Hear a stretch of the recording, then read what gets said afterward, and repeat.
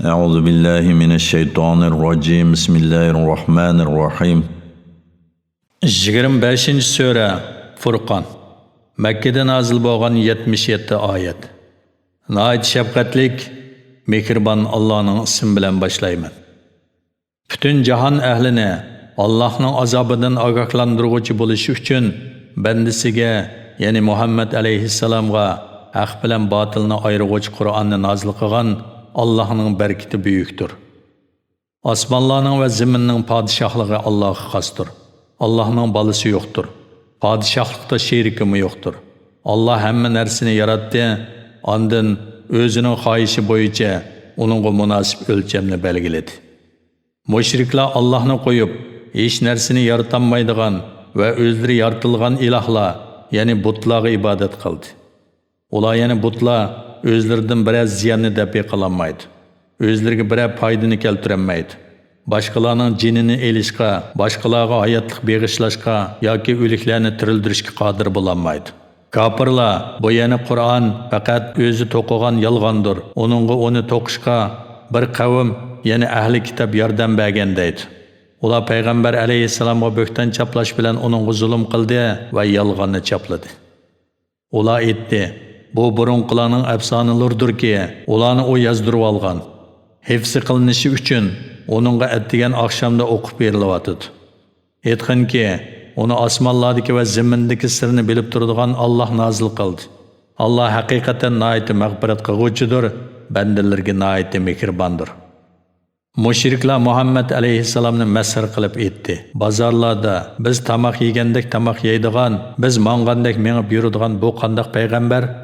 Uning bilan billa ogohlantiruvchi bo'lish uchun Alloh uningga nimishqa bir farishta avatmidi? Ya onunğa bir xazina berilmedi, ya onunğa meyvelerini yeydigan bir bağ berilmedi. Zalimlar yani kafirlar, sizlar faqat sehrlangan bir odamga ergishyapsizlar dedi. Mushriklarning sening uchun nurg'un misollarni keltirganligiga qarag'in. Ular ozdi, to'g'ri yo'l topolmaydi. Allohning barakati buyukdirki, agar u xolisa, sana ularning aytganlaridan yaxshi, ostidan o'stanglar eqib turadigan bog'larni va cho'ng saroylarni ato qiladi. Yo'q, ular qiyomatni inkor qildi. Qiyomatni inkor qilganlarga biz do'zaxni tayyorladik. Do'zax ularni yiroqdan ko'rgan chaqda, ular do'zaxning g'azabdan qaynagan va eshakdek ang'irgan ovozni anglaydi. Ular zanjir bilan bog'langan holda do'zaxning tarixiga tashlangan chaqda, bu yerda ular o'zlarining o'limini tilaydi. Ularga bugun sizlar bir o'limni emas, talay ölümlerini tilanglar deyiladi. Ularga aytqinki, shu do'zax yaxshimi yoki taqvodorlarga va'da qilingan, kirgan kishi mangu qoladigan jannat yaxshimi? Jannat taqvodorlarga berilgan mukofotdir va ularning oxiri boradigan joydir. Ular jannat xohlagan ne'matlardan bahramand bo'ladi. Jannatda mangu qoladi. Bu Parvardigoringdan ishga oshirish tilinadigan va'dadir. Shu kunda Alloh ularga qo'shib, ular Allah'ını qo'yib cho'qingan narsalarni yig'idi. Ondan Alloh ularga: "Mening bu bandilarimni sizlar ozdirdinglarmi yoki to'g'ri yo'ldan ular o'zlari ozdimi?" dedi. Ibodat qiling'uvchilar aytdi: "Ey Alloh, sen poktursan, seni qo'yib boshqalarni do'st tutish, ya'ni sendan boshqaga cho'qinish bizga loyiq emas. Lekin sen ularni va ularning ota-bovlarini shu qadar ne'matga cho'mdirdingki, ular seni yod etishni unutdi. Ular halak bo'lg'uchi qavm bo'ldi. Shubhisizki, ibodat qiling'uvchilar sizlarning ularni ma'bud degan so'zinglarni inkor qildi. Ey kuffarlar, sizlar o'zinglardan azobni dafi qilishga va bu balodan o'zinglarni qutuldirishga yordam berishga qodir bo'lolmaysizlar. Sizlardan kimki Allohga sherik keltirish bilan o'ziga zulm qiladi ekan, uningga biz oxiratda qattiq azobni tetitimiz. Biz sendan ilgari avatgan payg'ambarlarning hammasini albatta tamoq yeydi. Bozorlarda mengib yuratdi. Ba'zinglar bilan sinadik. Sabr qilamsizlar? Ya'ni sabr qilinglar.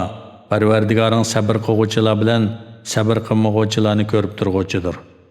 Bizga muloqot bo'lishni umid qilmaydiganlar, ya'ni mushriklar, nimishqa bizga farishtalar tushirilmaydi yoki biz nimishqa Parvardigorimizni ko'rmaymiz deyishdi. Shubhisizki, ular o'zlarini cho'ng tutdi va to'lim haddidan oshdi. Ular yana mushriklar o'zlarining jinini elish uchun tushgan farishtalarni ko'rgan kuni gunohkorlarga xush xabar bo'lmaydi. Farishtalar ularga sizlarga jannat haromdir deydi. Biz ularning qilgan yaxshi amallarini bartaraf qilib, uni uchib yurgan to'zandek qilib o'tamiz. Ahli jannat bu kunda eng yaxshi joyda va eng yaxshi oromgohda bo'ladi. Shu kunda osmon bulut bilan birlikda yeriladi. Farishtalar bandalarning nomi amalini elib, orqama-orqa tushadi. Padişahlık bu kunda merhametlik Allah'a xosdir. Bu gün kafirlarga qiyindir. Shu kuni zolim, ya'ni kafir ikki qo'lini tishlab, ist payg'ambar bilan nijotlik yo'lini tutsamchi, ist palonini do'st tutmagan bo'lsamchi, Qur'on menga yetgandan keyin u yana paloni meni Qur'ondan shak shubhisizki ozdirdi deydi. Shayton insonni ozdirib bo'lib tashlab etadi. Payg'ambar aytdi: "Ey Parvardigorim, shubhisizki mening qavmim bu Qur'onni tashlandi qilib qo'ydi. Shuningdek yana sana qavmingning mushriklardan dushmanlarni qilgandek, har bir payg'ambarga bir qism gunohkorlarni uning dushmani qildik. Parvardigoring yo'l ko'rsatuvchi va yordamchi bo'lishga sana yetarlikdir." Kafirlar Qur'on nimishqa uningga, ya'ni Muhammad alayhissalomga bir qitimdala nozil qilinmadi dedi. Sening dilingni mustahkam qilish uchun uni ayrim-ayrim nozil qildik. Ular yana mushriklar qandoq bir savolni tashlasin, uningga qarata biz sana haq javobni va hammadan go'zal tushuntirishni nozil qildik. Ular jahannamga yuzlari bilan so'riladi. Ularning joyi eng yomon, yo'li eng ozg'undir. Shubhisizki biz Musoga kitob, ya'ni Tavratni ato qildik hamda uning qarindishi Harunni uningga yordamchi qildik. Ularga bizning oyatlarimizni inkor qilgan qavmga beringlar dedik. O qavm kufrda ching turganlikdan ularni dahshatli turda halok qildik. Nuhning qavmi payg'ambarlarni inkor qilgan chaqda ularni g'arq qildik hamda ularni kishilarga ibrat qildik. Zolimlarga oxiratda qattiq azob tayyorladik. Ot qavmini, Samud qavmini, Ras aholisini va ularning orasidagi nurg'un ummatlarni ham halok qildik. Har bir qavmga nurg'un misollarni bayon qildik. Vaz nasihat unum bermaganlikdan har bir qavmni halok qildik. Ular haqiqatan Shamga berib kelishda yomon yomg'ir, ya'ni tosh yog'dirilgan shahardan o'tdi. Acaba ular uni ko'rib ibrat olmamdi? Yo'q, ya'ni ibrat olmaydi. Ular qiyomat kuni qayta tirilishni umid qilmaydi. Ular seni ko'rsa faqat masxira qilib elib, Alloh payg'ambar qilib avatgan mushuma, agar dinimizda ching turmasak, Muhammad bizni ilohlarımızdan ozdirib atkila tasqalatdi dedi. Kimning yo'lining eng xato ekanligini ular oxiratda azobni ko'rgan chaqda biladi.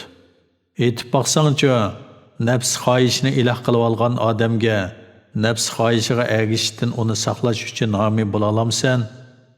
Ularning to'lisini gapingni anglaydigan yoki tushunadigan odamlar deb gumon qilamsan? Ular tushunmaslikda faqat chorpaylarga o'xshashdir. Balki ulardanmi beter gumrohdir. Parvardigoringning soyini qandoq so'zg'anligini ko'rmadingmi? Agar xolisi uni albatta muqim qiladi. Ondan quyoshni soyiga dalil qildik. Ya'ni kunning chiqqanligini soyining borligiga dalil qildik. Ondan uni asta-asta yo'qotdik. Alloh sizlarga kechini libos, uyquni badaninglar uchun rohat qildi. Kunduzni tirikchilik uchun zaminda yeyildigan vaqt qildi. Allah rahmetini, ya'ni yomg'urini yog'dirish oldida shamolni xushxabar qilib avatdi. Yomg'ir bilan o'lik zaminni tirildirish va biz yaratgan hayvonlarni, nurg'un insonlarni suv bilan ta'minlash uchun bulutdan pok suvni tushirib berdik. Ularni vaz nasihat olsin deb yomg'irni ularning orasida taqsim qildik.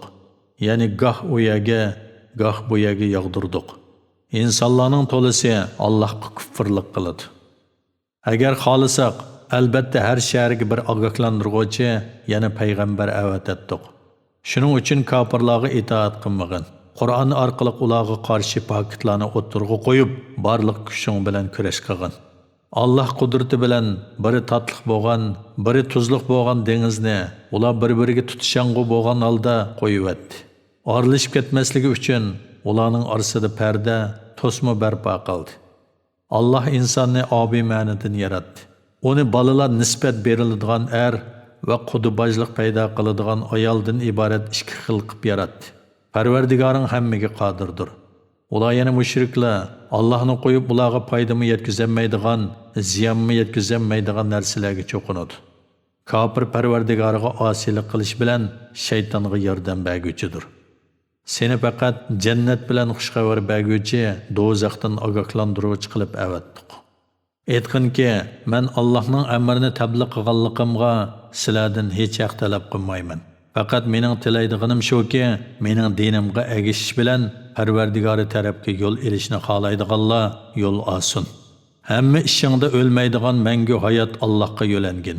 Onunga hamda etish bilan Allohni pok deb e'tiqod qilgan. O bandalarning gunohlarini to'liq bilishda yetarlikdir. Allah osmonlarni, zaminni va ularning orasidagi narsalarni 6 kunda yaratdi. Ondan arish ustida o'ziga loyiq ravishda qaror oldi. Allah nayet merhametlikdir. Bunu yani Allah'ın büyüklüğünü biladigan adamdan so'rag'in, sana Allah'ın sıfatlarini aytib beradi. Ularga yani müşriklarga, Rahmanga yani merhametlik Allah'a secde qilinglar deyilsa, ular Rahman degan nima? Sen bizni buyurgan narsaga secde qilamdiq deydi. Bu söz ularni imondan texmi yiroqlashtiradi. Osmonda burishlarni, yenib turgan chiroqni, ya'ni kunni va nurliq oyni yaratgan Allohning barkati buyukdir. Allah o'zining qudratini eslamoqchi bo'lganlar yoki o'zining ne'matiga shukr qilmoqchi bo'lganlar uchun kecha bilan kunduzni almashib turadigan qilib berdi. Marhamatlik Allohning yaxshi ko'radigan bandalari zaminda o'zlarini to'van tutib, tamkinlik bilan mangadi. Nadallar ularga yoqtirmaydigan so'z qilsa, ular sizlarga omonlik tilaymiz deydi. Ya'ni gunoh bo'lmaydigan so'zlarni qiladi. Ular kechalarni Parvardigoriga sajda qilish va qiyomda turish bilan, ya'ni namoz o'qish bilan o'tkazadi. Ular ya'ni Alloh yaxshi ko'radigan bandalar aytadi. Parvardigorimiz bizdan jahannam azobini dafi qilgan. Jahannamning azobi haqiqatan sening dushmanlaringdan ayrilmaydi. Jahannam haqiqatan yomon qarorgohdir, yomon joydir. Ular ya'ni Alloh yaxshi ko'radigan bandalar xarajat qilganda isrofchilikmi qilmaydi, bexillikmi qilmaydi. O'ttir hal xarajat qiladi. Ular Allohga ikkinchi bir ma'budni sherik qilmaydi. Alloh harom qilgan nohaq odam o'ltirish ishini qilmaydi. Zina qilmaydi.